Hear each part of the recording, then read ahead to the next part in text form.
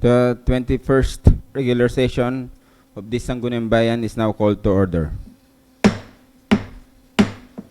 Please rise for the singing of the national anthem, followed by a prayer to be led by Honorable Councilor Edgar Tisichon. Mga kababayan, ang pambansang awit ng Pilipinas. Kayang magiliw, kaya sa sinakalan, alam ng puso, sa dikit mo'y buhay. Lupang hinirang, kuya ka ng magiting, sa manlulupin, di ka pasisingil, sa nagatang tutok sa simoy at sa langit ng pangaw, ay hinatang tula, kawin sa pagkayang minamahal. Ang isang ng patawad mo'y tagumpay na nagtitindig, ang bituin at karagyan kay nagpamay di magtitindig. Luman ang araw ng warhagit pagsinta, buhay langit sa piling mo. Ang inigaya ng kantay mga amin, ang mamatay ng dahil sa'yo.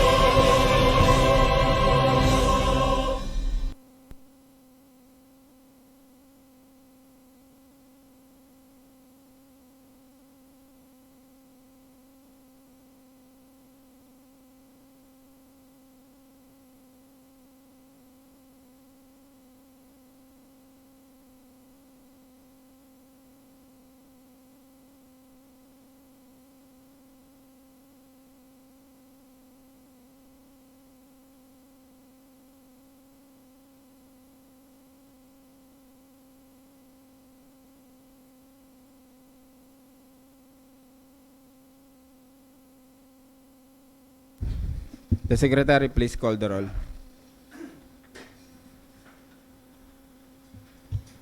Honorable Rondon M. Mercado, Present.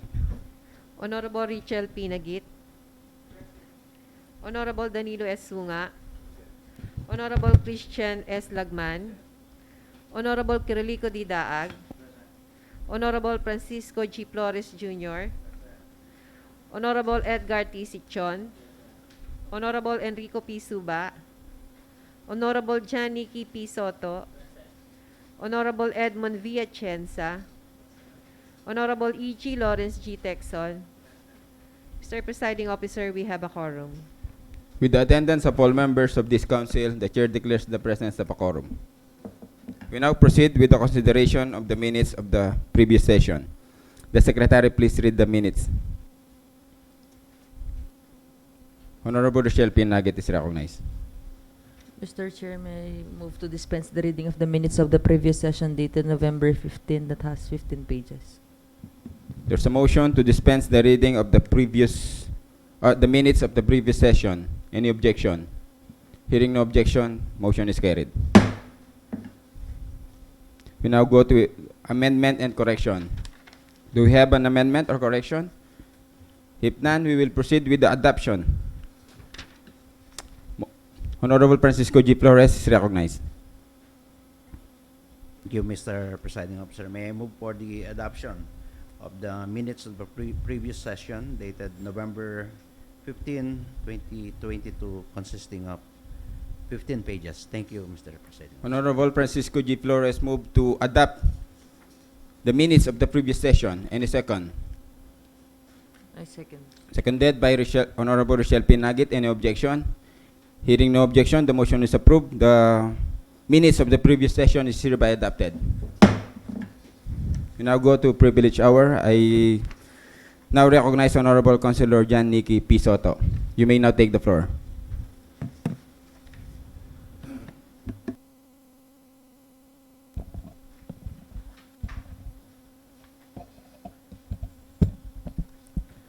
To our dear presiding officer, Honorable Vice Mayor Rondon M. Mercado, to our dear colleagues, our SB Secretary, SB staff, and our guests, good morning po. I stand here today to talk about the Minalenyo top notchers in the board and bar examination The province of Pampanga has implemented Ordinance Number 764, an ordinance instituting the expanded educational financial assistance program of the province of Pampanga, providing continuing annual appropriation of funds therefore and other purposes. As part of this ordinance, all top board and bar passers will be given a cash incentives.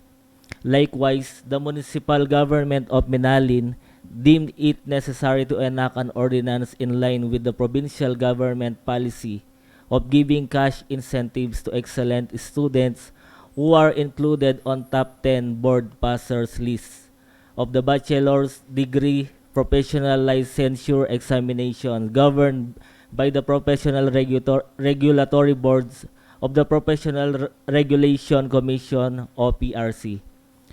Through these cash incentives, we are building the morale of our Minaleño students to pursue and achieve more in their lives as they serve as a manifestation of their sacrifices and hardships. With this, we are inspiring the young generation to value education as a significant tool in reaching their aspirations and dreams, discounting all their personal hindrances and challenges. To give due merit and appreciation to the pride and honor these students have brought to their own families and to our locality by their exemplary achievements. The local government unit of Minalin shall acknowledge them through appropriate recognition and cash incentives. As a committee chairman on education, I propose the ordinance, a municipal ordinance institutionalizing the granting of recognition and cash incentives to Minaleño top-notchers in the board and bar examination and appropriating funds therefore. It will be an ordinance upon approval. With my intention about Minaleño top-notchers, I seek unity and cooperation to all, and eventually it will create more recognition about young generation in our town Minalin. At pangatwa po, yung request ko pong resolution nung last session po, resolution appealing to the sense of benevolence of the Honorable Ramon Bong Revilla, Senator of the Republic of the Philippines, for the upgrading and concreting of various barangay roads in Minalin, Pampanga in the amount of 50 million pesos. Ito po kasing minunang megawa pong resolution, only 20 million po ing milage kita po may approve. So paksabi kayo po na iyabiya po taking calendar of business ini pong resolution. Dakal pong dakala, salamat, God bless po kay kayungan. Thank you very much, Honorable Councilor Jan Nicky P. Soto. First thing, the chair would like to tackle about the municipal ordinance institutionalizing the granting of recognition and cash incentive to Minaleño top-notchers. The chair is impressed by this proposal. I must say it's a good one. I will recognize Honorable Francisco G. Flores Jr. As the proponent of the resolution, how much are we going in your proposed resolution ba yan? Ordinance. Atineke na. Yes, nasa binigay ko pong Okay. draft ordinance po. What about other in line with the in the education sector? What about other achievers, especially if they have competed in the national level? Bali po, humingi po ako ng copy sa PRC lahat ng pwedeng bigyan po ang i-recognize at i-acknowledge po natin sa mga top and board exam po sa ordinance na po na to. At pag-aaralan po natin sa ating committee meeting po kung ano pa po ang pwedeng isama sa mga regarding po sa education. Thank you, Mr. Presiding Officer. Honorable Proponent, please answer the question of Honorable Francisco G. Flores for the benefits of our viewer on Facebook. So since they don't have the copy of this, please give the amount, the proposed amount. Okay po. The proposed amount po, top not yet awardee shall be entitled to receive the cash grant in such amount indicated as follows po. Top 1 po, receive 50,000 pesos. Top 2, 45,000 pesos. Top 3, board bar exam passers, 40,000. Top 4, 35,000 po. Top 5, 30,000. Top 6, 25,000, and top 7, 20,000 po. Top 8, 15,000 pesos. Top 9, 10,000 pesos. And top 10, board bar exam passer is 5,000 pesos po. Thank you, Councilor. Any other comment or manifestation regarding this ordinance? If none, we will proceed with the resolution soliciting a 50 million funds from Honorable Senator Bong Revilla, right? Yes po. Okay, there's a motion to include this resolution in the... Would you like Just- to comment? No, just a query, Mr. Chair. I would like to ask the Secretary if the first draft resolution was sent out already or not yet. None. So this will be considered as first reading because of the title, but you don't have the copy yet. It will be on the first reading and will be referred to the committee for evaluation. This is an ordinance. No, the resolution sent out by requested by Councilor Nikki Soto was the request For 20 for million. 20 million. I am asking if it was It is already on sent out. hold. On hold pa. Okay, thank you. So there's a motion, Honorable Francisco G. Flores, Jr. So, what we're going to do is only an amendment on that resolution. No, another resolution. Another resolution. With the same, another resolution, okay. Honorable Francis Edgar Sichon is recognized.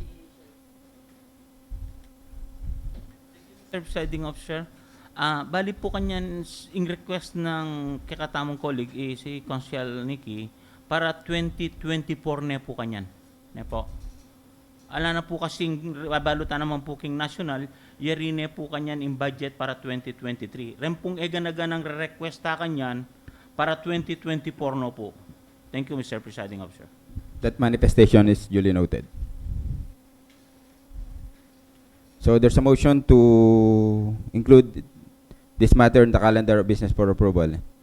Any objection? Hearing no objection, the motion is approved. On the matter of the ordinance, this will be referred to the Committee on Appropriation and Education. Okay?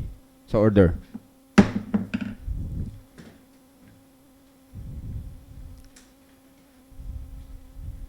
We now proceed with the question hour. May I request the Committee on Rules to suspend the rules?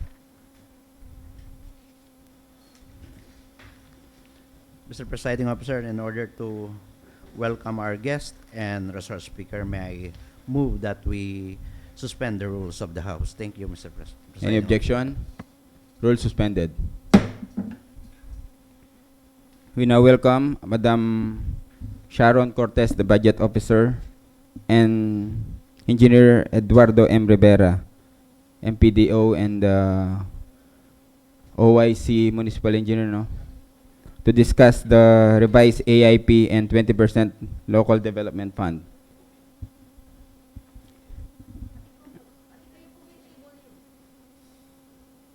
Sino mo muna magsalita? Kanina. May I request Honorable Engineer Rivera to take the floor. Please discuss the revised AIP and the local development fund for next year.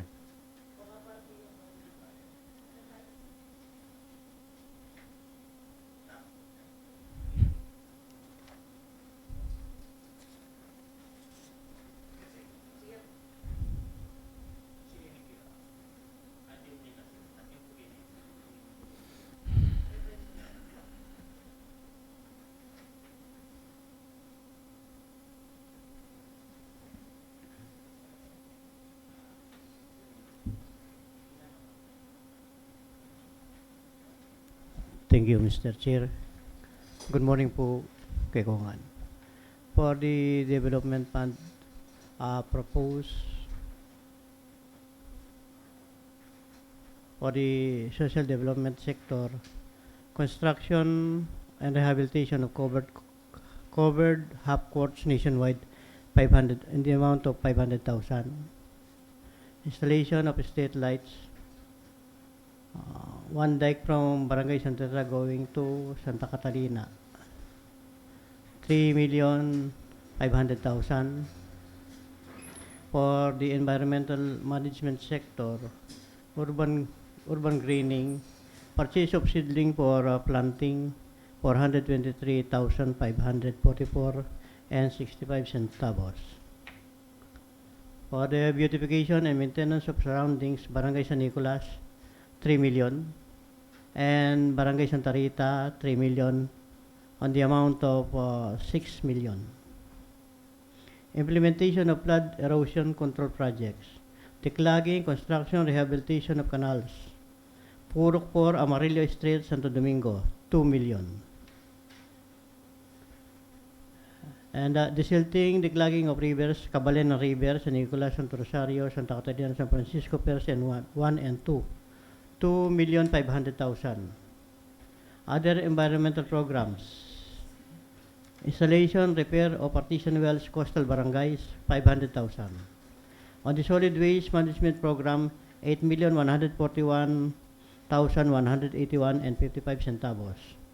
Other environmental management projects, economic development sector, construction, rehabilitation of local roads or bridges. Wala na yun po. Upgrading of low-lying areas, Santa Maria, 2 million. San Isidro, 1,500,000. Santa Rita, 2 million.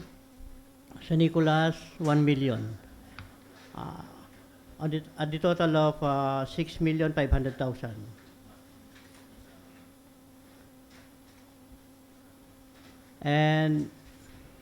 And the other for the capital expenditure related will be given by our MBO. Thank you, Mr. Presiding Officer. Thank you, Engineer. Ma'am, would you like to add?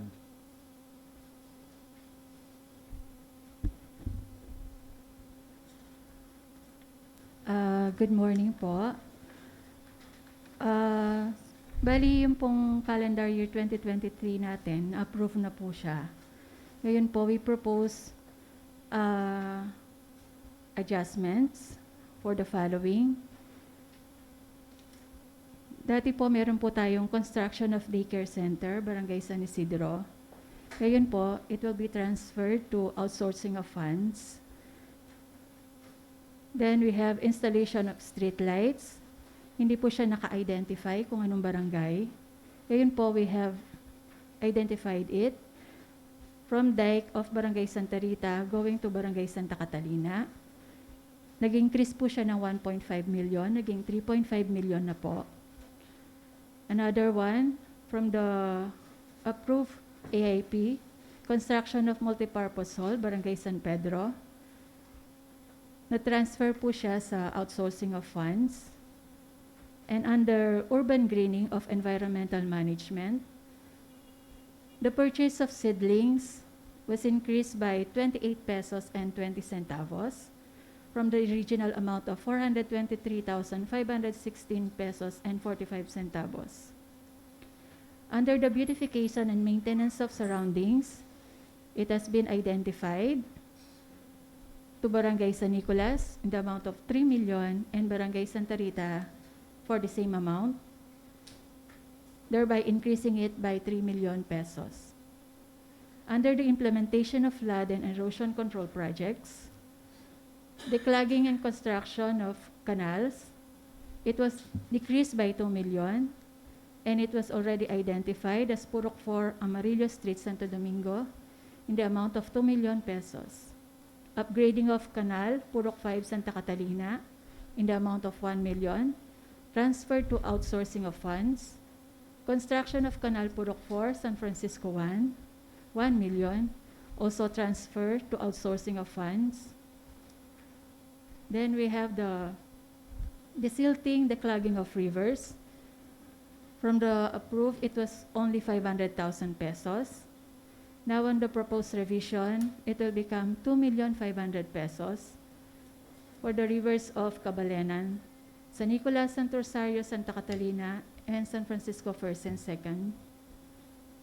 For the other environmental management, the solid waste management program was increased by 9 pesos and 40 centavos. Then for the economic development, concreting of road Purok 2 Santa Catalina, 2 million, was transferred to outsourcing of funds. Construction of road Purok 1 San Pedro, 1,500,000, transferred to outsourcing of funds. Concreting of road Purok 1 San Francisco 1, 1 million, transferred also to outsourcing of funds. On the upgrading of low-lying areas, it was increased by 4.5 million, identifying the barangays as follows: Santa Maria, 2 million, San Isidro, 1.5 million, Santa Rita, 2 million, and San Nicolas, 1 million. And the rest, under the development fund, stays the same. Under naman po sa disaster fund, there's a slight revision. Under po sa declogging and construction of canals, meron po tayo, naging po siyang 200,000 from the original amount of 1 million para po siya sa Barangay Santo Domingo. Then, doon naman po sa financial assistance, it was increased by 200,000. Sa proposed po is 500,000 na po siya. For the purchase of relief goods, increased by 600,000. From 300,000, magiging 900,000 na po. Yun po yun sa disaster fund. Under sa children naman po, children's fund, yung po dating anti-illegal drugs campaign na wala pong pondo, popondohan po na 200,000. The establishment of child database po na binigyan ng 200,000 na funding, aalisin po yung pondo niya. Yun po ang nilagay sa anti-drug. Sa senior citizen and persons with disabilities, wala pong proposed revisions. Ganon din po sa GAD. Doon na po tayo sa special purpose appropriations. Yung pong ating boundary dispute-related expenses, it was unfunded, and the MPDC agreed to it. At napunta po siya sa, nilagyan po natin ng pondo yung rewards and other claims para po mabigyan ng award yung, halimbawa po nakakatanggap ng recognition sa ating pong munisipalidad. And then land expropriation related expenses, it was also unfunded in the amount of 300,000 pesos. And the youth development related expenses was increased by 600,000 pesos. And also, the provision for creation of positions was included in the amount of 2 million in anticipation for the SGLG requirements kung meron man pong mandatory position na kailangan pong i-create.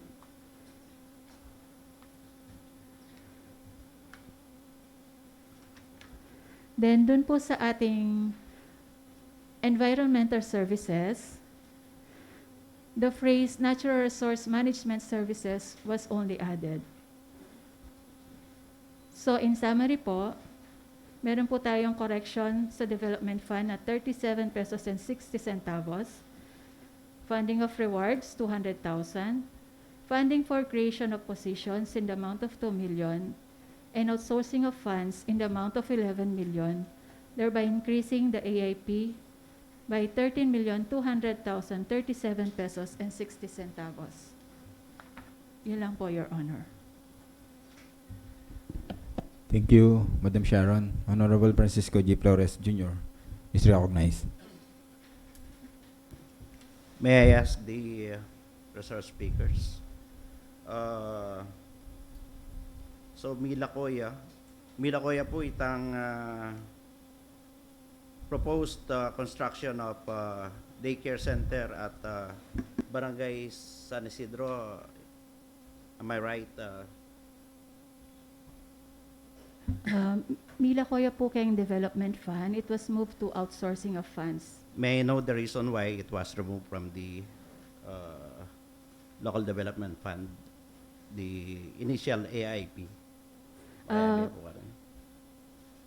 Kung kakayanta mo po, yung kaya katamong LCE from before, concentrating on constructions of buildings and local roads, while yung kaya katamo pong linuklok ngayon ng kasalukuyan, concentrates more on social services. Nung nano po itang kararagling dapat agawa na po ng munisipyo, iya po yung kakabit na kinakatang development fund. While data naman pong pwede namang a request from outside sources, ila po retang kebit na po ka rin. And po ko, pantunala mo pong aliwang pondo. Like, yung kaya katamo pong capital, mamiyaya po every year na 5 million in capital government.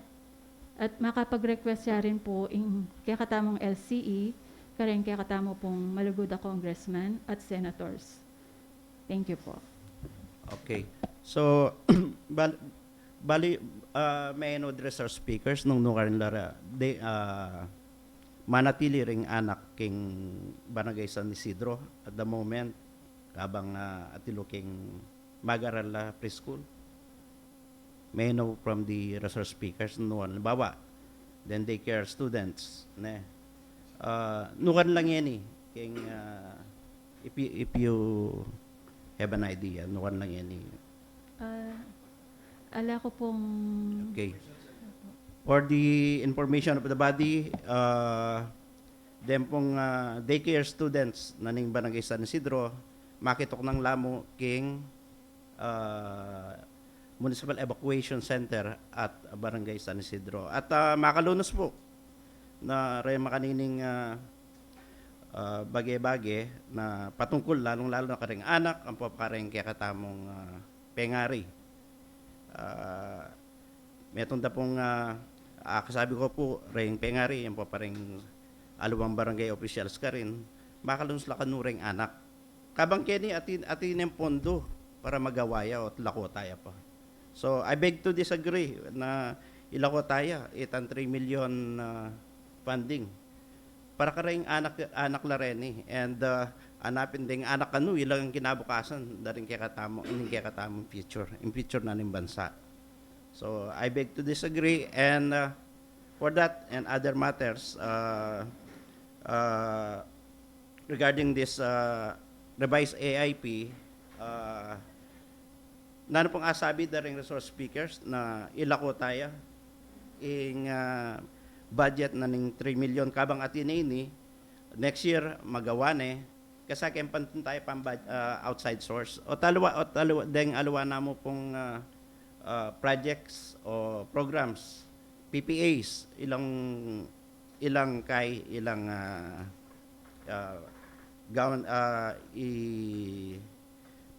panyad from outside sources. So ako para ka ring kinabukasan at kapakanan daring anak preschoolers karen daycare center, I beg to disagree na ilako tayo tan 3 million pesos lalong-lalo na ring aluwang anak paulining albog ne magsaila po takay eda pabalo nunukan la sumilong.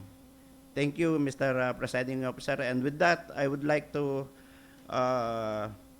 move that this proposed or revised AIP be, I recommend that it will be tackled by the Appropriations Committee. Thank you, Mr. Presiding Officer.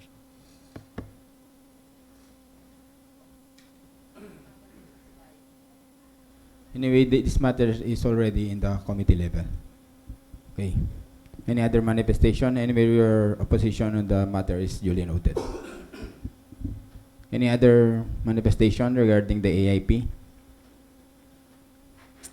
If none, we will proceed with the next order of business or next guest. Thank you, Madam Sharon and Engineer Rivera. Kasama niyo si Madam. Okay. Na? Papalit mo na lang. Palit mo na. Okay.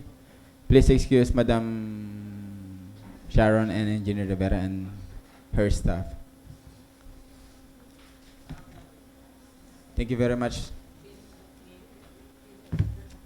Dati Laya.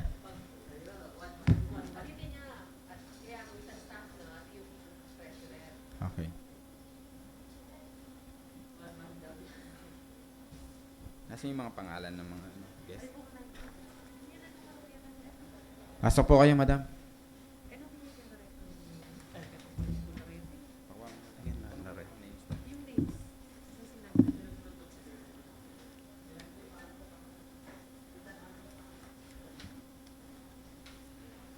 Sige ma'am, upo muna po kayo dun sa...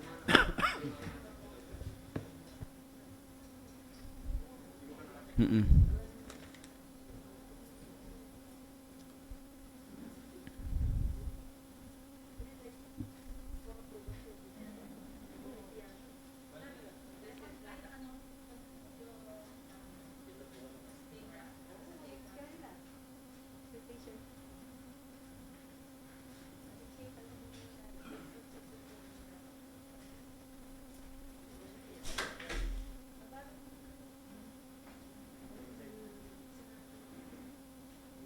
May presentation po kayo. While they are preparing for their preparation, the chair declares a 2 minutes recess.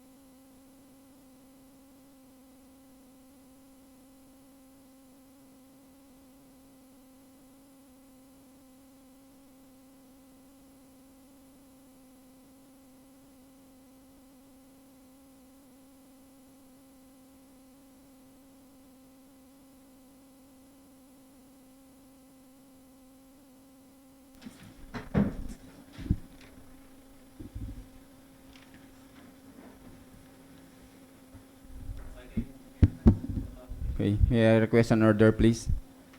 May I request Madam Horlick May Andura, the DOTRISFR team speaker. You may now take the floor, Madam.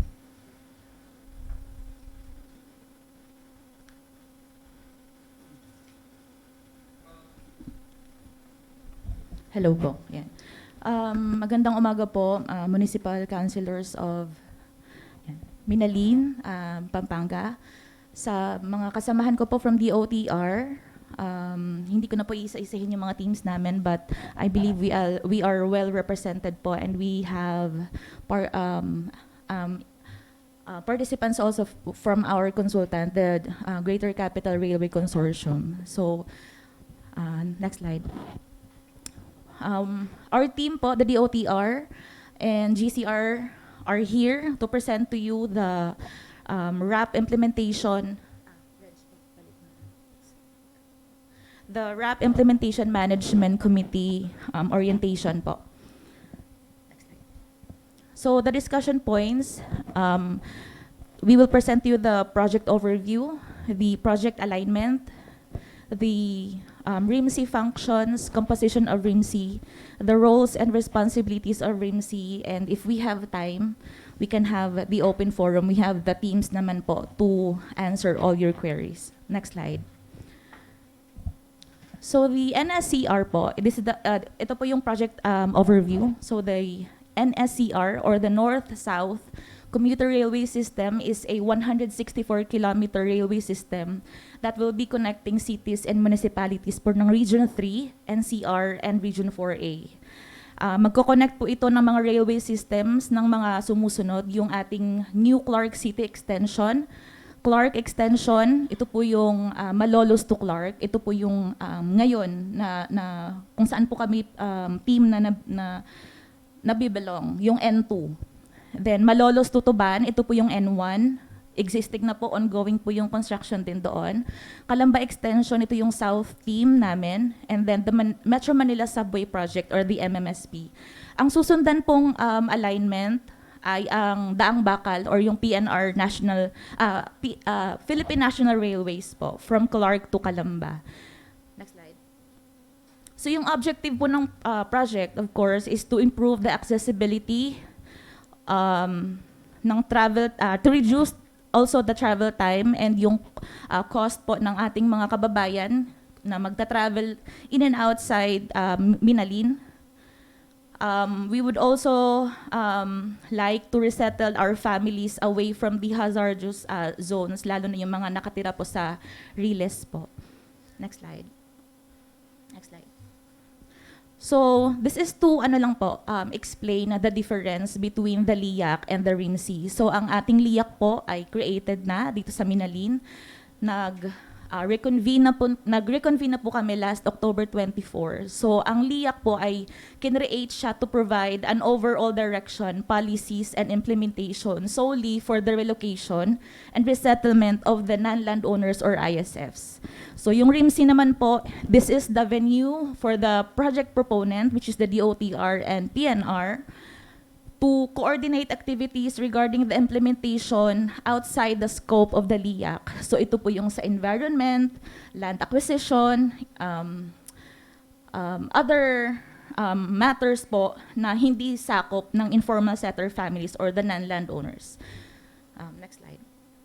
So the functions of RIMC, siya po yung magiging primary agent among resettlement stakeholders coordination, streamline of the overall activities po within the local government level.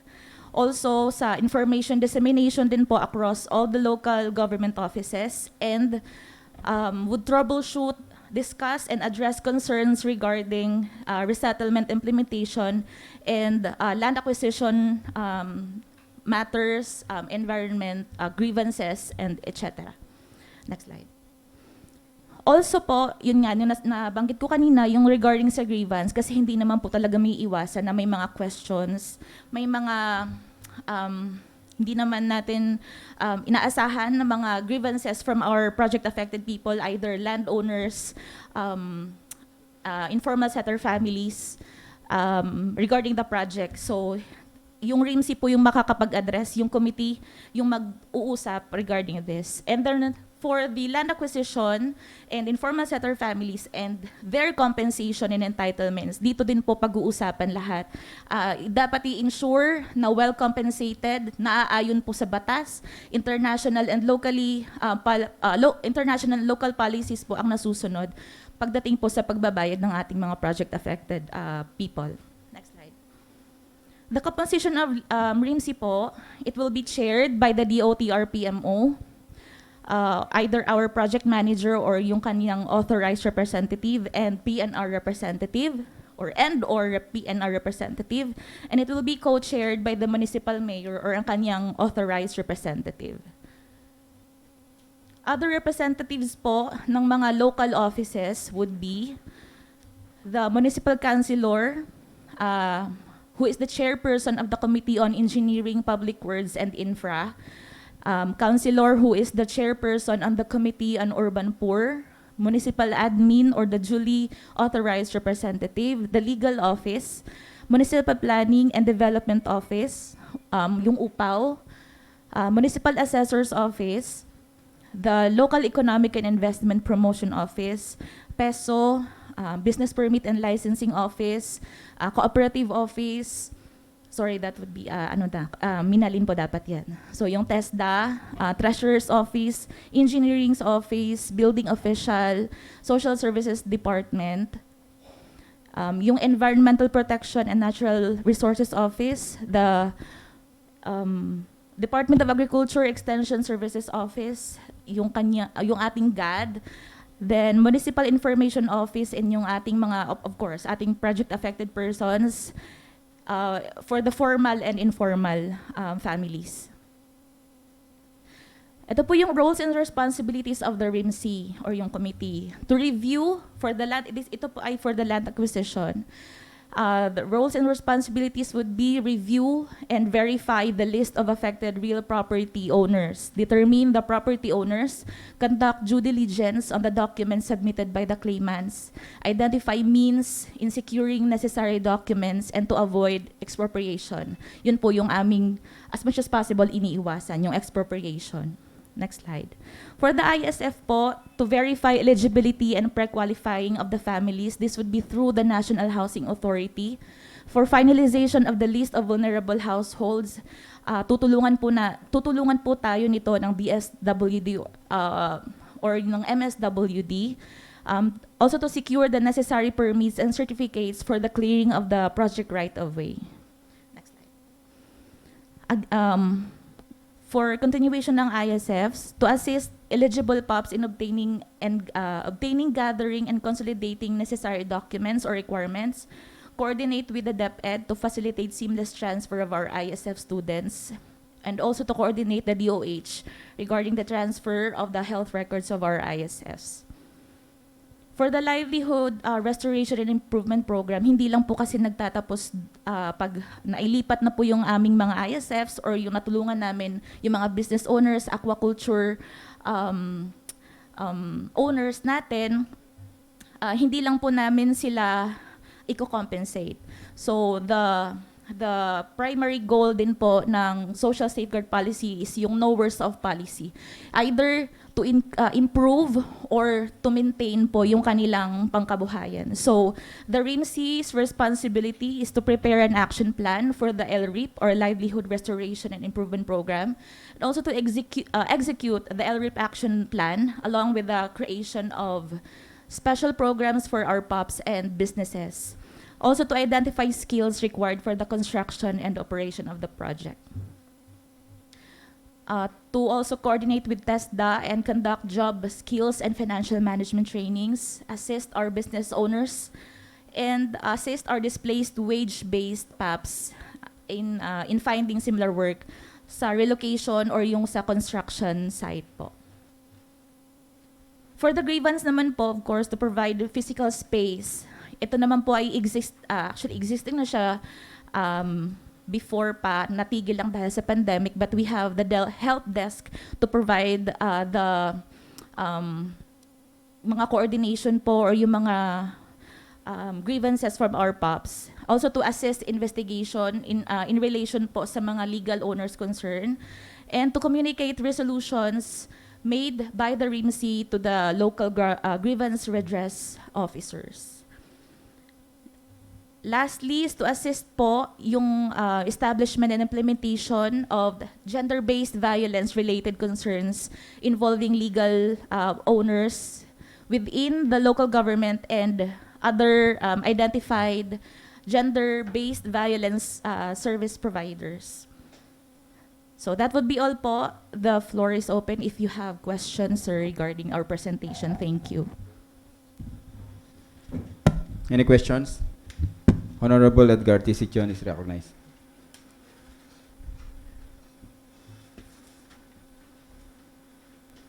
Ma'am, good morning po. Sana itong aking katanungan, kasi nakita ko lang dito sa ninyo yung mga resettlement, yung mga ano, no? Yung kasing question ko, ma'am, yung mga terminal natin, yung... okay, very good, meron pala. Presiding officer, may I be acknowledged? May I Please state your name, suggest sir. that the other presentations of the other teams of the DOTR will be presented before the open forum, so that the questions will be somewhat be answered. Okay ka lang. Please proceed with the presentation. Another presentation yan. Okay.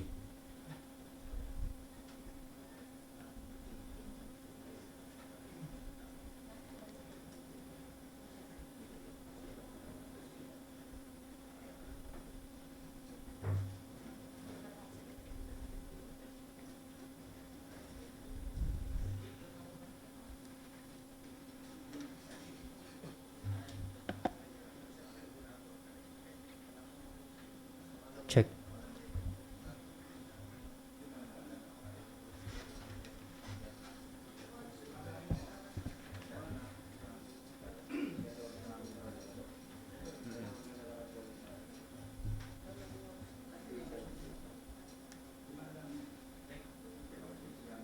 The next speaker, please state your name. Good morning, Mr. Chair, and to the Honorable Municipal Councilors of the Minalin. I am Engineer Janelle Lamibao, the Deputy Contract Manager handling the Civil Works Contract Package N01. I'm here to present the Civil Works progress po.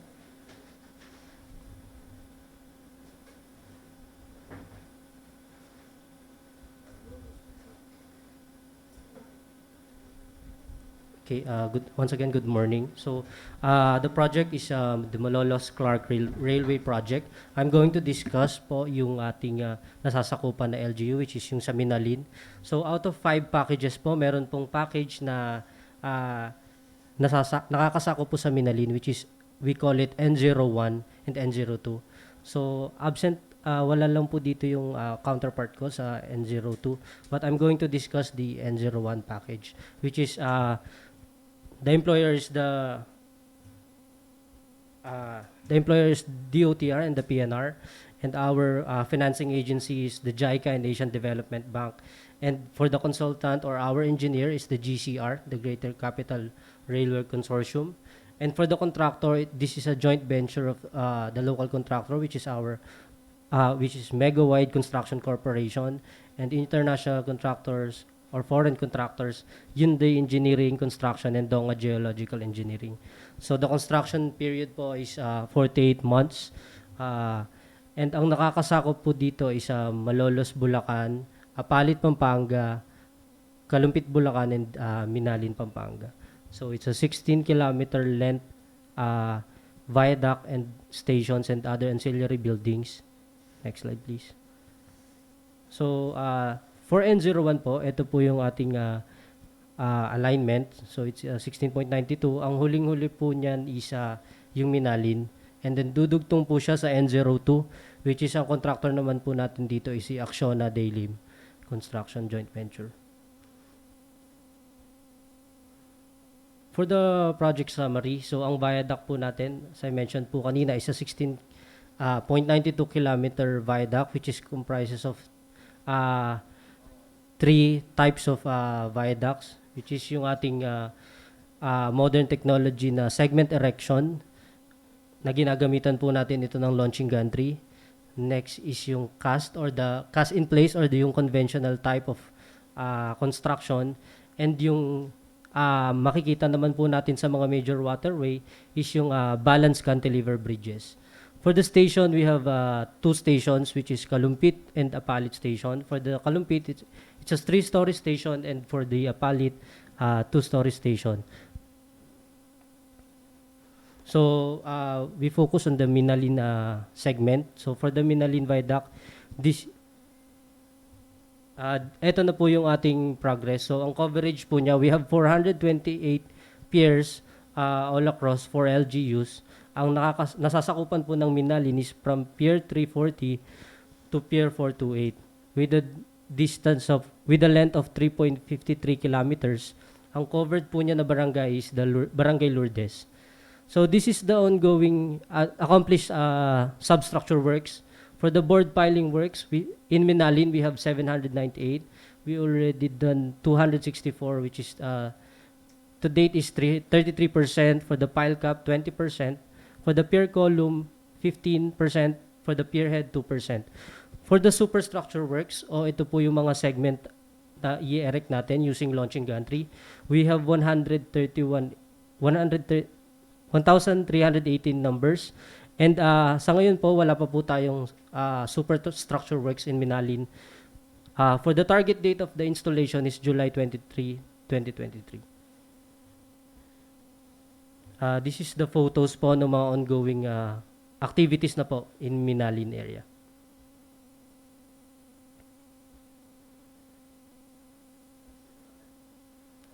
Sige, next slide.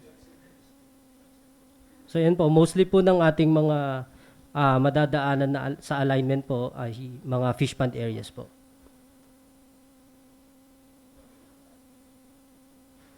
Ito naman po yung sa storage natin ng segment erection, ng segment production sa Apalit, Pampanga. Sige. Bukod po sa economic growth na target natin for all across LGU na madadaanan, which is to be discussed also yung sa environmental namin na environmental team. But for the construction po, part of the sustainability po is to maintain all the waterways, the irrigation of the fish pond, and also yung mga drainages po natin na maapektuhan. All things considered po ito during design stage.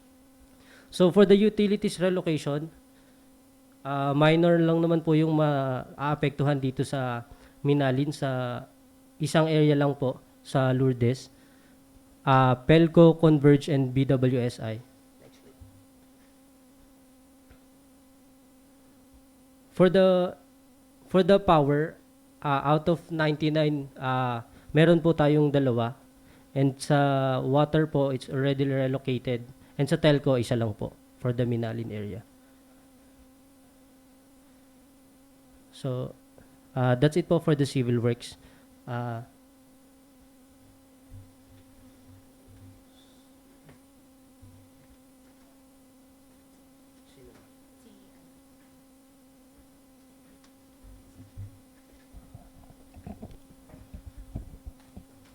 Good morning to the honorable members of the Sangguniang Bayan of Minalin.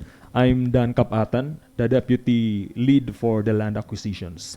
So, ang land acquisition po is one of the teams facilitating the right-of-way acquisition, site acquisition. So, land acquisition along with the ISFR team and the environmental team are working and facilitating the right-of-way and site acquisition. For land acquisition, for Minalin area, Minalin area is within the contract package number 1, covering LGUs from Malolos, Kalumpit, Apalit, and Minalin. And for Minalin, we have, by the numbers of affected lots, we have 16. So, comprising 8 private lots and 8 government lots. Presented and showed on the green color is the lands owned by the PNR, and the presented by on a blue shade is the private additional private lands acquisition. So by the numbers, we need 8 lots, private lots for additional lands to be acquired. And per area, on the next figure, as we can see that the area of the project right of way comprising the PNR lands. So nagtatanong yung ibang LGU, ba't daw kami na nagsisimula na sa mga construction activities namin, hindi pa naman daw nababayaran ng mga landowners. So the reason is that almost of the lands with ongoing construction activities is owned by the government, specifically the PNR. And then, next slide please. Sorry, pabalik pala. So by looking at the numbers, we only have 8 numbers lang po ng private lands. But on the total area, malaking ano po siya, malaking huge and contiguous parcels of lands po siya na affected sa Minalin that covers up to almost 3 hectares of private lands. Next please. And for appraisal, we have appraised almost 3 hectares of private lands, and we have a 230 pesos maximum appraisal value for each square meter. Next, please. For the land acquisition process, we have already notified the landowners. We have issued the notice of taking, the request for donation, and the offer to buy. And the recent progress on the land acquisition is that we already have approval of the deed of absolute sale on the upper management of the DOTR. Next, please. And that we have 8 lots affected in Minalin, and we have offered offer to buy. That is agreed by the landowners of the offers that we offered to them, and hopefully by December we will be executing the deed of absolute sale with the landowners. And that's all for land acquisition. Thank you.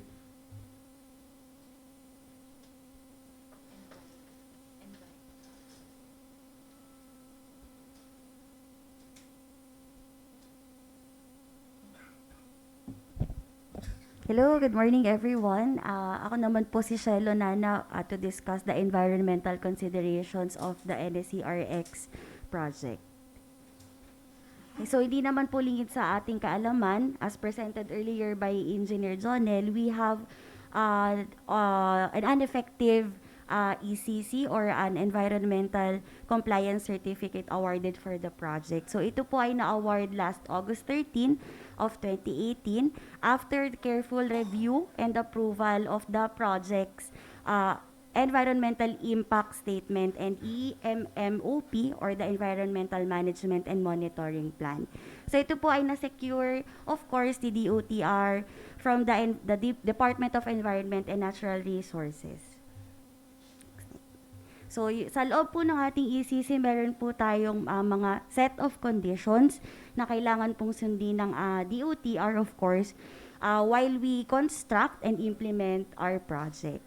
So, ito po, yung nakalista po sa screen natin. So, of course, the DOTR is required to conduct an effective and continuing IEC. So, I think aware naman din po ang ating members of this committee na mayroon pong coordinations na kinoconduct si DOTR prior the implementation, during, and after the construction po. Also, the implementation of a comprehensive social development plan is also ongoing. We are coordinating din po sa ating mga project-affected persons, and mayroon din po tayong mga focal persons from the LGUs to conduct a comprehensive SDP. Also, we are required to submit a detailed waste management program prior to construction and to ensure that existing waterways affected by the proposed project are maintained and not obstructed. So, paano po na-ensure ng ating project na ito pong dalawang conditions na ito ay nasusunod? Doon po tayo sa next condition. So, DOTR also has submitted a detailed construction environmental management program or yun pong CEMP ng atin pong contractor. So, nandoon po lahat po ng details kung paano po i-execute ni contractor lahat po ng kanilang environmental related concerns po sa project, and then po of course the DOTR approves it and we submit it also to DENR po. And also po we are required to submit a detailed plan for earthballing and replanting of mature trees prior to project construction.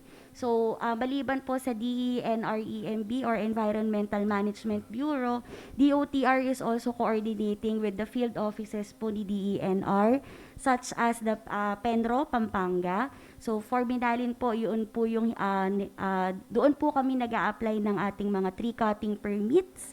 So, dito po kasi sa project natin, mayroon po tayong mga nakat na trees and na earthballed for the acquisition of the right of way po.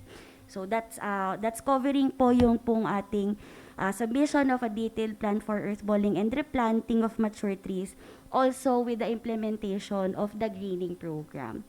So, base din naman po sa guidelines po ni DENR, we have the DENR has a guideline to replace the seedlings or the affected trees cut po into seedling replacements po na sinusunod naman din po ni DOTR. And also to submit, of course, an approved resettlement action plan prior to construction and to conduct a detailed traffic impact assessment prior to construction. So, ongoing naman din po itong ating pag-assess ng traffic impact assessment. We have traffic management plan and also yung pong nabanggit po, kaya din po tayo mayroong RIMC to implement yun pong atin pong resettlement action plan. So, it's also available din po. Next slide, please. Sige po. So, for the general conditions naman po ng ating ECC, for the MCRP, meron po tayong required environmental guarantee fund, to have a multi-partite monitoring team, an environmental monitoring fund for the MMT, and to have an environmental unit within the project management office. So for the multi-partite monitoring team po, instead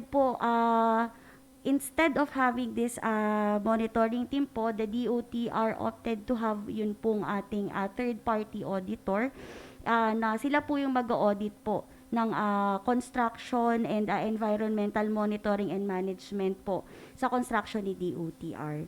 And for the environmental unit naman po, yours truly po, I'm one of the members of the environmental unit ng DOTR. Actually right now, I'm together with my co-member po sa NY, si Ms. Desiree Garas po. So meron po tayong environmental unit within the project management office. Ayan. So I think that's it po for the environmental concerns. But before we proceed po with the open forum, Engineer Jonel will present yun pong progress video ng project natin. Salamat po.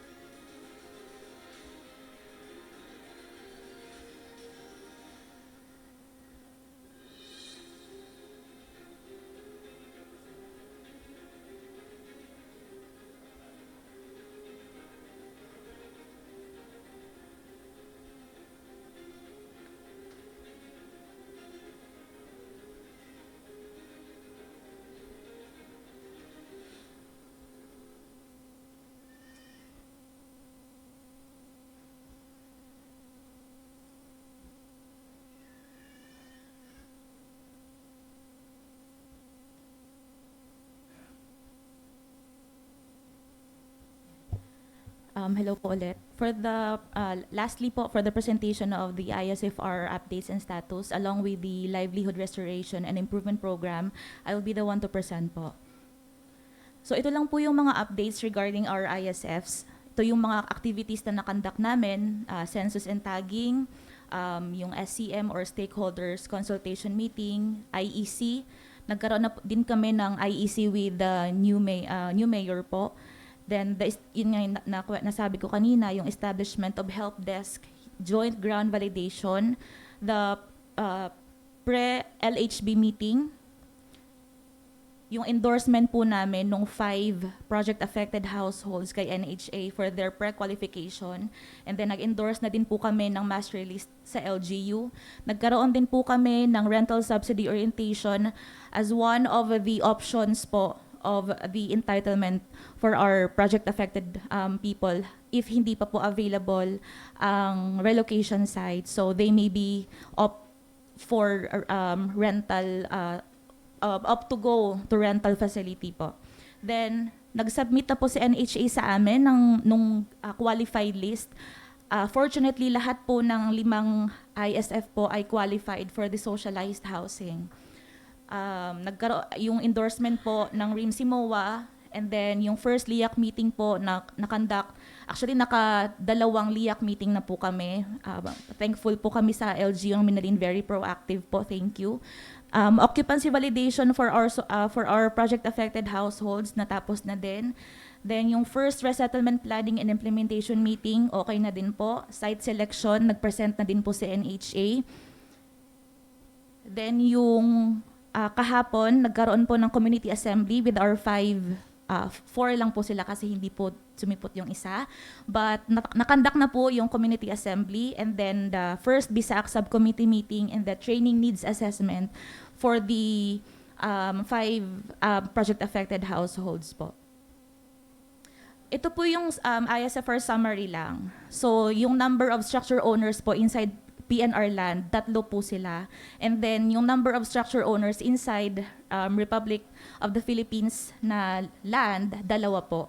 So meron din po tayong 2 non-SO, sila non-structure owner, ibig sabihin sila po ay mga caretakers. So for the livelihood restoration and improvement program updates, next slide. Next.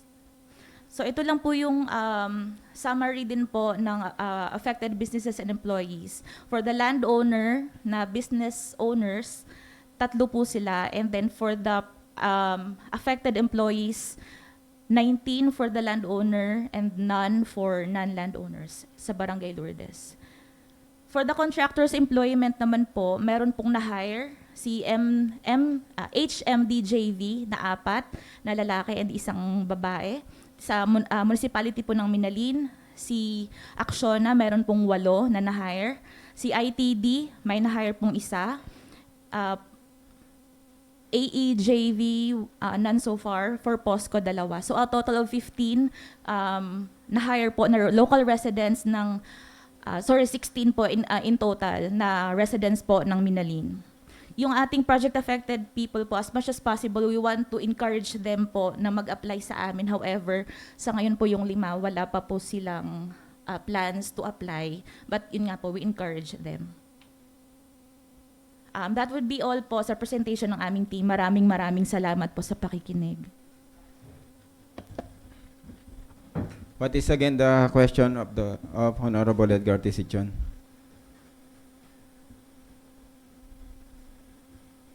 Thank you, Mr. Presiding Officer. Ma'am, itatanong ko lang po yung sa atin dun sa Lourdes. Dun po ba yung mga kargamentong ilalagay?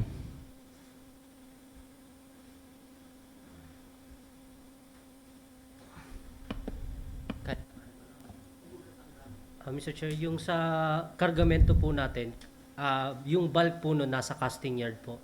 Bali, i-deliver lang po siya sa alignment kapag i-install na po siya. Kasi, sir, noon, 4 years ago, dinepend ko yung Apalit tsaka San Fernando na terminal. yung land area na may ari ng DOTR, yung PNR, dyan sa amin sa Lourdes, malaki yung yard dyan. Malaki, ano? Kasi yung daan ngayon, pinag-aralan namin sa Apalit, puro traffic.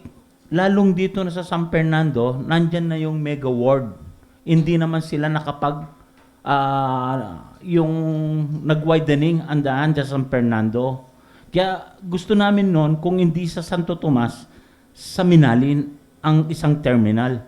Para kasi yung tao, pag pumunta siya sa terminal ng San Fernando, magkaka-traffic siya. Imagine, 1.5 kilometers ang traffic, ang laki, ang hirap. Yun ang kinonsider namin noon eh. Ngayon, ang sinabi nila, ang San Isidro, gagawing yard. Yung parang mga container van, ganyan, yung, ewan ko, mga cargo ata, yun ang pinag-usapan na, dipo, oo. Ganun ang pinag-usapan namin noon. Thank you, sir. Yung sa depot po natin is nasa ano po siya, nasa Clark po. Doon po. Ang contractor po natin doon is si POSCO. Malapit po siya sa Clark International Airport po.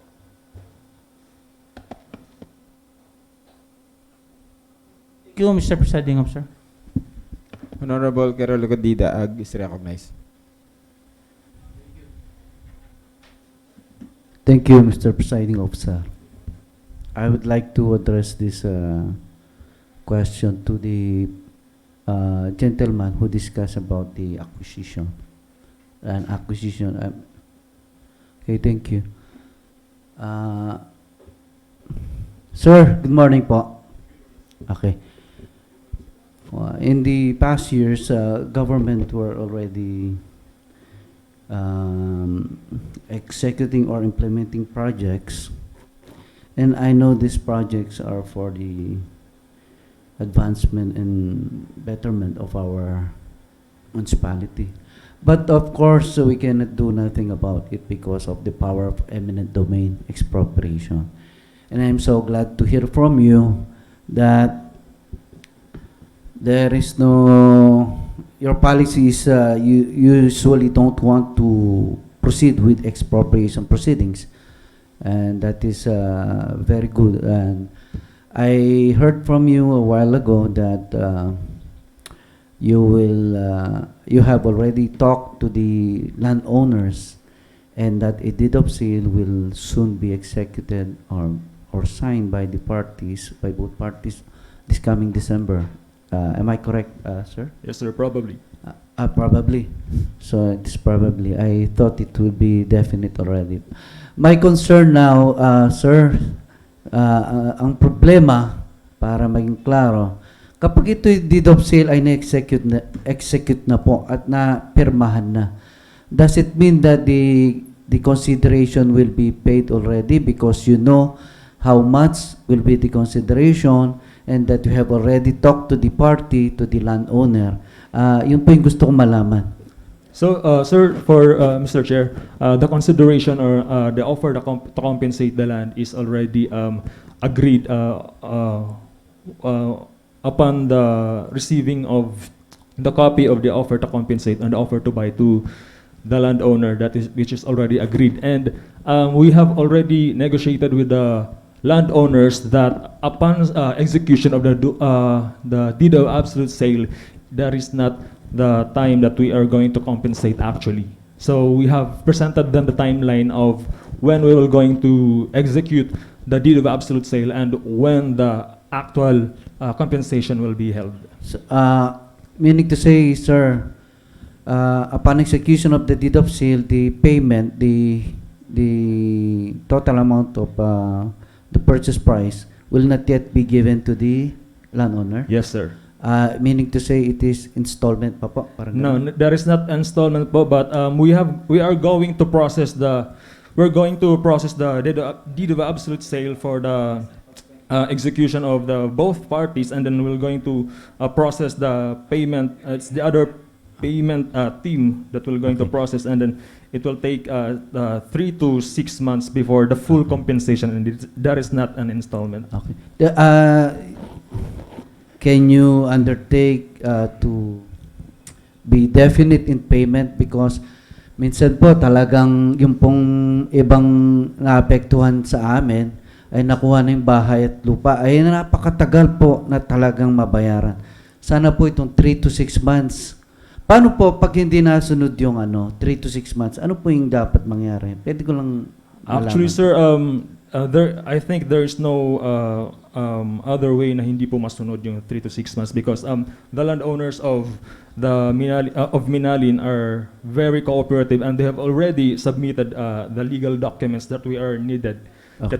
And then, as per our timeline, it's 3 to 6 months. But on the if you're asking us to undertake, maybe we will ask the undersecretary to undertake himself because Yes. Kasi po, yan po yung nagiging problema. Kaya sana, ito yung pagbubukas ng ganitong mga katanungan ay maging itong wake-up call. Kasi talagang minsan pag nasabi, ganun na talaga may bibigay tapos hindi. Kaya sana, kanino po pwedeng i-follow up sana itong mga taong ito? Baka kasi lumalapit sa akin minsan, Torne, napatagal po. Ganyan talaga ang baka follow up lang. Sana po, yung talagang sinasabi niyong panahon, ay matulungan na rin natin kasi naghahanap buhay yung mga yan. Baka yung lupa nila ay nakuha at hindi pa bayad. Baka may gustong gawin pa para sila maging productive. Yun po sana ang gusto kong malaman at sana ngayon at maturuan po natin sila at may bigay po lahat ng cooperation. Total, sinabi niyo pong nag-cooperate sila. Yes po. Ganun po ang mangyayari sana para kung may mga hinaing man yung grievance mechanism, sana maging talagang operational yon. At isa pang katanungan, yung mga landowner, aside from that, titled or informal, yung mga informal settlers ba, sinasabi nyo may programs kayo dun sa resettlement or what? Mga ilang household ba yung affected doon? Sasagutin ko lang po muna, Mr. Chair, yung about sa landowners po muna. No? So, that will be followed up by the ISFR team. So, doon po sa landowners po, hindi po kami magko-comments inside or on their private lots hindi pa po makakompensate. So, unless they grant us or authorize us a permit to enter, then we will proceed. But as long as they are not yet compensated, they will not be intrude. So for the informal, Yes. informal settlers, paano po yan? Meron po ba? Ilan ba? Yes po, we have 5 informal settler families po within Minalin, Pampanga, sir. Yung po ay qualified lahat na talagang Yes, magkaroon yes, ng sir. At Per sa- NHA pre-qualification findings. Okay. Thank you. Kasi po, para pag gusto ko lang malaman at para naman ay hindi maproblema yung mga kababayan namin at sana po matugunan kaagad ay yung kanilang kung may lipat man. Thank you so much po sa inyong Yes po. assessment. Honorable Shelby Nugget. Thank you, Mr. Chair. Mr. Chair, in line with the explanation of the representatives from PNR and I was looking at the order of business. We are here to approve the proposed to have a resolution authorizing the local chief executive to enter into memorandum of agreement. So, with the indulgence of my colleagues, may I request that we focus on that matter and personally question na mo po the personnel of PNR if there are no other questions right now, so we can end it, and I move also to that this matter be included in the calendar of business regarding the ita pong king MOA na po nare-request na po ning mayor po. Banta po italulot uling yamo po ingat king kahit tamo king order of business tamo po. We were not expecting, respectfully po we were not expecting that PNR representatives will have a presentation din po kasi ngayon. So we weren't ready also on what questions we will ask po kasi. Thank you, Mr. Chair. I will consider that as a motion to terminate this discussion. Okay, the What chair with will the- no with the longer indulgence of my acknowledge any colleagues? member of this council. Any objection? Your Honor, Mr. Presiding Chair, that is why we are grabbing this opportunity because there were issues during the past years. That's why it is an open forum. So why not ask, why not take the opportunity? I know if we are going to adopt it, if we will terminate it immediately without even asking other colleagues to may ask any important matters, we are not doing our duties as public servants. Okay, So I will consider that I as think, an objection. No, Mr. Chair, can I just answer the question of Councilor Daag also? Okay. Since there's an objection, I will acknowledge Honorable Francisco G. Flores for questioning.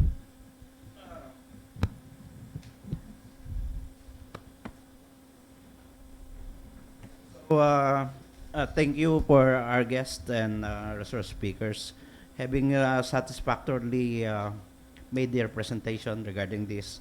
So, I think everything was presented very well, and with that, I move that the request of the municipal mayor, the local chief executive, for a memorandum of agreement from this august body with the Department of Transportation and Creation, for the creation of resettlement action plan be included in the calendar of business. Thank you, Mr. Presiding Officer. Mr. Chair, Your Honor. in my defense, Mr. Chair, before I have raised my hand and I have spoken in behalf of my colleagues, I have asked several of them, and also the LNB President asked those na seated po, kita pong gulot na nung alano pong questions, while Councilor Dagos already asking questions po. And with my understanding that Councilor Dago already ended his questioning, it is in my understanding po na ala rin pong questions po ring egan ng members. That's why I moved for the termination of the discussion, Mr. Thank Chair. you very much. Any member of this council who would like to question our source speaker? Okay, if none, I would like to thank the teams who came along today for the very good orientation regarding this matter. Okay, before we resume the session, the chair would like to declare a 1-minute recess.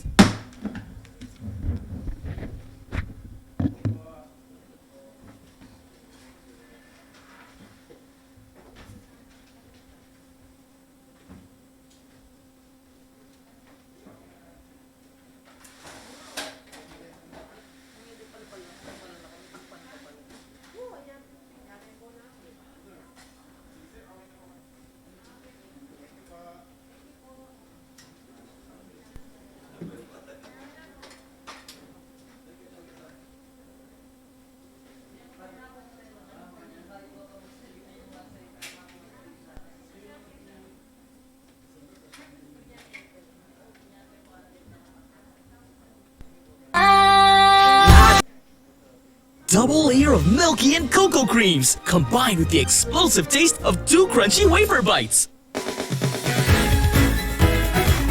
CDO Sweet Ham, weekends upgraded.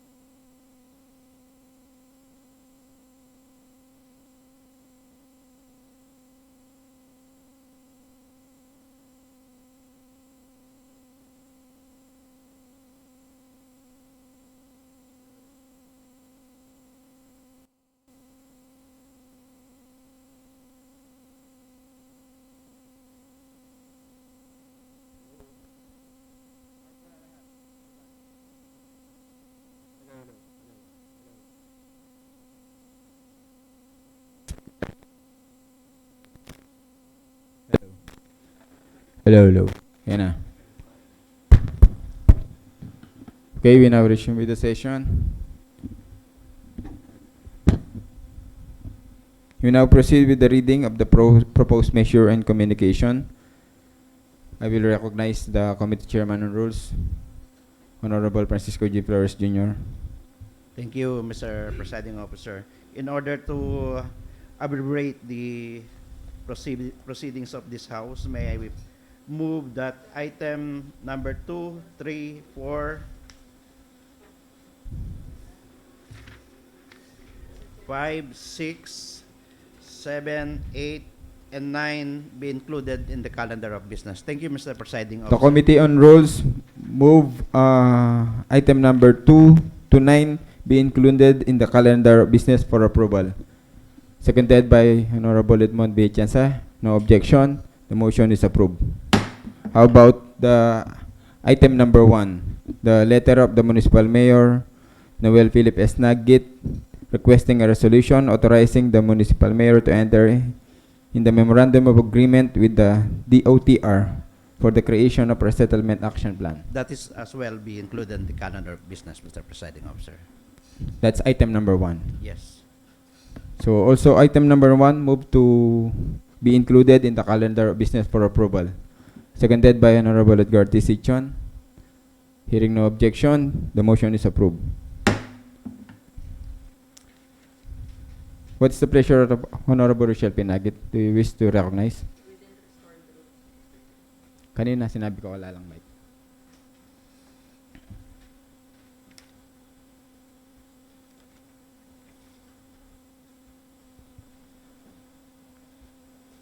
Next, committee report.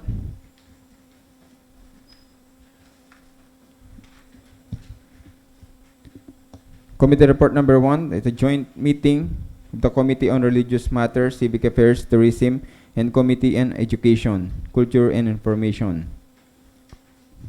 Who would like to have the report? Committee Chairman on Education, Honorable John Nicky P. Soto is recognized. Thank you, Mr. Presiding Officer. The Committee on Education, Culture, and Information, Committee on Religious Matters, Civic Affairs, and Tourism conducted its second public hearing of the proposed an ordinance declaring Colonel Bernardo Poblete, aka Commander Banal, and Elena Poblete, aka Commander Maming, as a local heroes of the municipality of Minalin, province of Pampanga, and for the creation of a legacy marker and monument in memory and honor of our local heroes.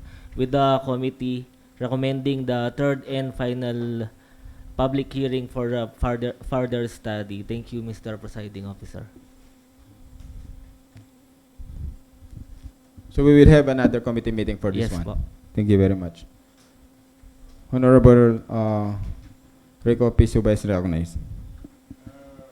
Ikot ang kiamit ang final reading on Thursday ba yung schedule. Yes po.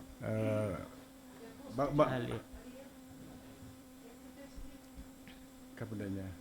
Baka po may inform na retang guests makasambit na yung committee meeting last Thursday. Budget. What is the pleasure of the Honorable Chairman? When would you like to have the committee meeting? Next week po siguro nung okay. Priority po yung budget. Dugay po mayayari yung budget. Tamo po makapag-proceed ka nito. Do we have a committee meeting on Thursday?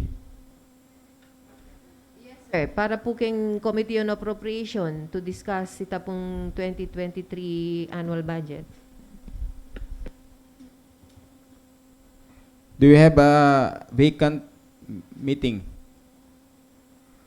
on the next Thursday? Siguro po That will be December 1, 8, and 15. That would be at the discretion of the Committee on Appropriation for as long as they are prioritizing the annual budget. We cannot accommodate any committee meetings. Okay, anyway, I will leave this discretion to the committee chairman on education. Please announce the meeting later on. Thank you very much. To order. Next,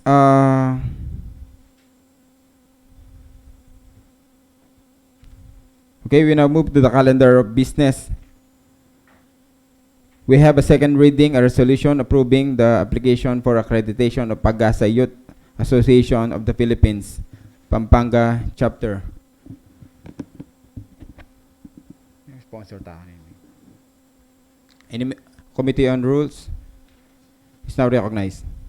I move to adopt and approve this request or resolution for the Pag-asa Youth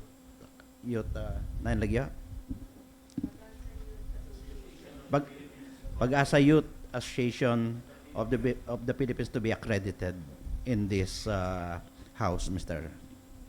There's a motion for the approval of a resolution accrediting the Pag-asa Youth Association of the Philippines. Any second? Seconded by Honorable Edgar T. Sichon. Any objection? The chair hears none. The motion is approved. Suspension of the rules, please. Mr. Presiding Officer, to tackle an unfinished business, may I move for the suspension of the rules. Any objection? Rule suspended. For item number 1, the letter of the municipal mayor for this MOA between the DOTR and our municipality. May we hear from the sponsor, the Committee on Housing and Land Use.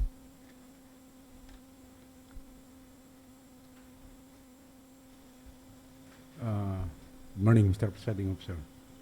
We will include the calendar of business. This Approval na po tayo. approval. Oo. Oh, okay. We will now include to approve this. Okay, item number 1 was moved for approval by the Committee Chairman on Land Use and Housing, seconded by Honorable Francisco G. Flores. Any objection? Hearing no objection, the proposed item number 1 is hereby approved. Item number 2, what's the pleasure of the proponent, Honorable Councilor Rochelle Pinagit? Thank you, Mr. May I move for the approval of item number 2. Item number 2 was moved for approval by the Honorable Honorable Councilor from Santa Rita, seconded by, you are recognized, Honorable Francisco G. Flores.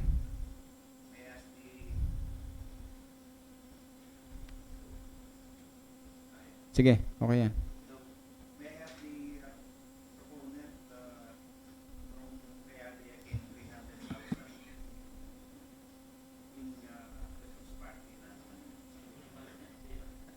The 300,000 is allotted for the Christmas party of the Sangguniang Bayan, as well as the package that will be given to the staff mo naman po, and also because the job orders that we have here in the Sangguniang Bayan were not included with the year-end bonus siya ba ang tita?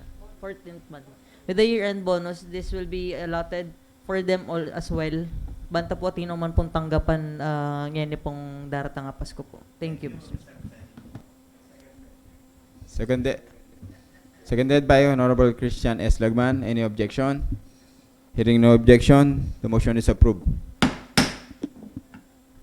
Item number 3, Mr. Chair, Honorable Enrico P. Suba is recognized. I move for the approval of the resolution congratulating and commending Brother Eduardo Eddie C. Villanueva for the successful and effective stewardship of the Jesus is Lord worldwide, leading the GIL Church of Pampanga to its 39th anniversary, Mr. Chair.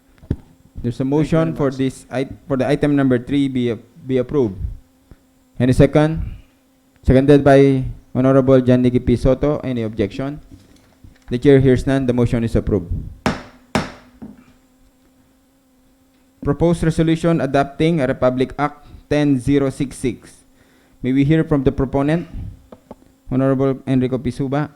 Sir, I will also move for the approval of the resolution adopting Republic Act number 10066 in the municipality of Minalin, Pampanga, in Act providing for the protection and conservation of the national cultural heritage, strengthening the National Commission for Culture and Arts, NCCA, and its affiliated cultural agencies, and for other purposes, Mr. Chair. Any second? Seconded by Mr. Presiding Chair, before we proceed with the motion of our colleague here, I would like to just make a manifestation, if ever this will be considered by the proponent. The proponent would like to propose a resolution for adoption of this law. This law is a national law. Even without the measure for adoption of this law, the same would already be considered as law for all of us, which would be implemented. But I think this measure emanated from an issue wherein there is a renovation or change or modification of our national cultural treasure, which is our church and Santa Monica Church. And as I read the law, it's very specific that there is a violation.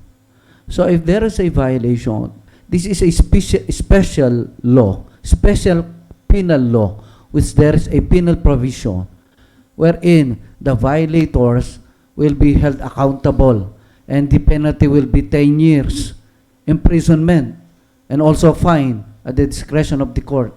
So ngayon po, imbri ko pong payabot na magkawata mong measure not only adopting this law because we cannot, this is a national law which is already applicable.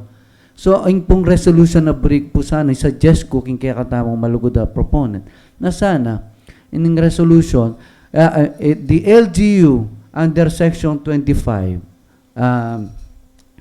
is empowered because it has jurisdiction of the place to adopt measures to secure the integrity of such immovable cultural property. And under Section 20, bago magkaroon changes, alteration, you should secure the clearance or may only be moved after securing a permit from the Commission, the National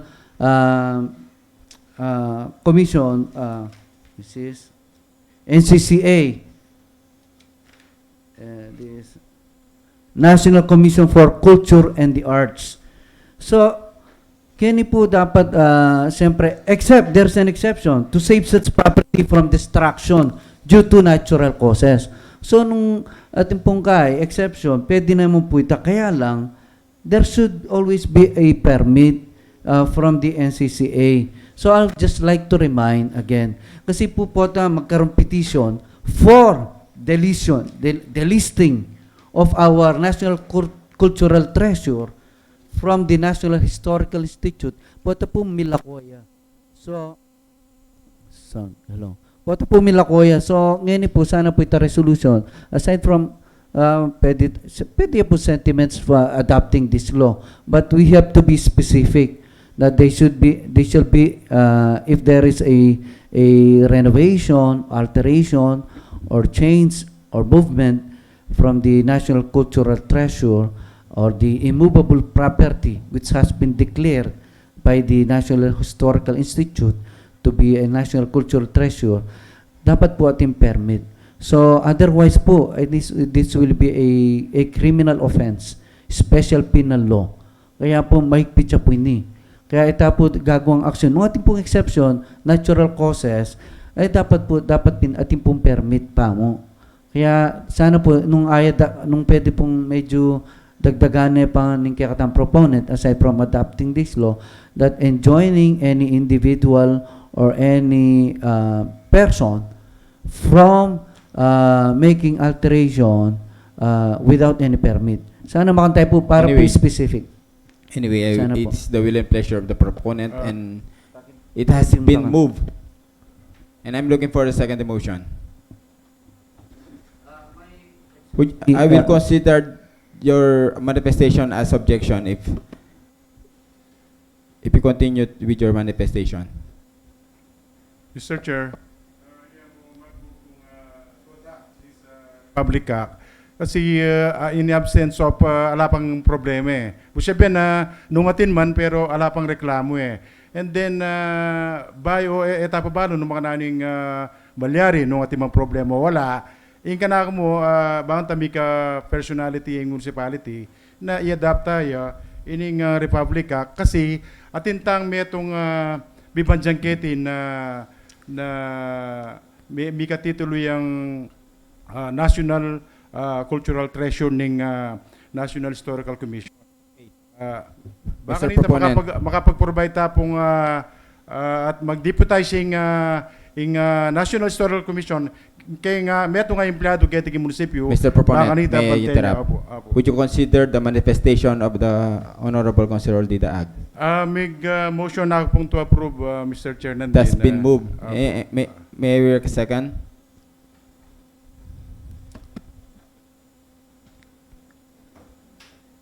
No second the motion, and I will consider your manifestation as in an that case, objection. I will just propose a separate resolution in the next session.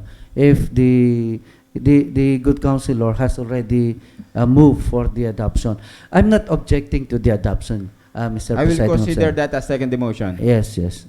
No objection? The chair hears none, the motion is approved.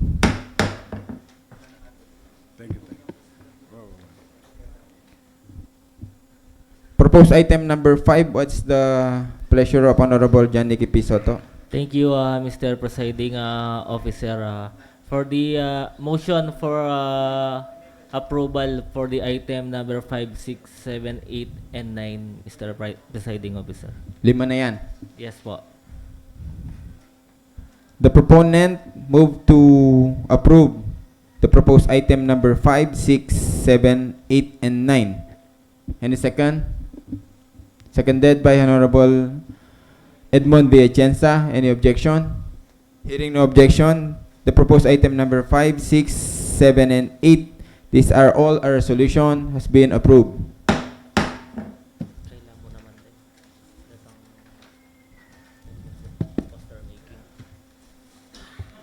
Resumption of the rules, please. Mr. Presiding Officer. Wait, there's one more. The 50 million for Senator Revilla, no? Yes po. Isasama natin sa approval na? Yes po. Okay, kasama item na yon number 10. for approval this resolution. Okay. Let it be recorded on our business. Okay. Resumption of rules. Officer, to continue with our agenda for today, may I move for the resumption of the rules. Any objection? Rules resume. For other matters and announcement, may I have the secretary to please make the announcement? On Thursday po, 9 o'clock, there will be the Committee on Appropriation will have a meeting regarding the proposed annual budget, plus also the pending revision of the AIP and the 20% development fund. And then you have a copy of the letter from the branch manager of Crystal Liquid, dated November 18, 2022. So, pakiread na lang po. And then, number 3 is DILG memorandum dated November 17, 2022. This is a request for assistance in the invitation to participate in the NEO webinar executive session on gender equality and women empowerment in local governance. This is on November 24 via Zoom, 9 o'clock to 12 noon. All elected officials are invited. And then number 4 is for the attention of Councilor Flores, Committee Chair on Cooperative, Livelihood, Labor, and Employment, regarding the 4th Negosyo sa Bayan Entrepreneurship Support and Development Training on November 27 to 30, 2022 at Cebu City. And then we have a copy. I don't know if you have a copy of the notice from the COMELEC. This is for the change of the name of the voting center for Barangay Saliculas and Barangay Santo Rosario from Minalin Central Elementary School to Minalin Elementary School has already been recommended for approval, provided that some conditions are met and complied with. Any other matters? Honorable Rochelle P. Nugget is recognized. Thank you, Mr. Chair. Mr. Chair, I would like to propose a resolution requesting PCSO for an ambulance. Thank you. Please, we will include that on the next calendar of business. Honorable Francisco G. Flores, recognized. In other matters and regarding the other matters and announcement regarding item number 4, may have the DILG memorandum. I don't have a copy of the. Okay, please provide a copy for that memorandum to Honorable Francisco G. Flores. Honorable Carolico Dida is recognized. Thank you, Mr. Presiding Chair. Just like what I said a while ago, so that it will be confirmed, formalized. In the next session, I would like to move that a resolution be put on in the calendar of business, a resolution enjoining any individual or person or any occupant of a national cultural treasure to avoid from constructing any renovation or changes that will affect the integrity or of the said structure, and also further to observe the conservation procedure of the said structure, because this is our cultural treasure which should be protected. Thank you, Mr. President. Please provide the copy of the resolution so we can calendar it for business on the next session. Any other matters? Honorable Rochelle P. Nugget. Mr. Chair, same as the request of Councilor Jun Flores, may request that we will be provided po kita pong meeting ID na po nitong webinar regarding the gender equality and women empowerment.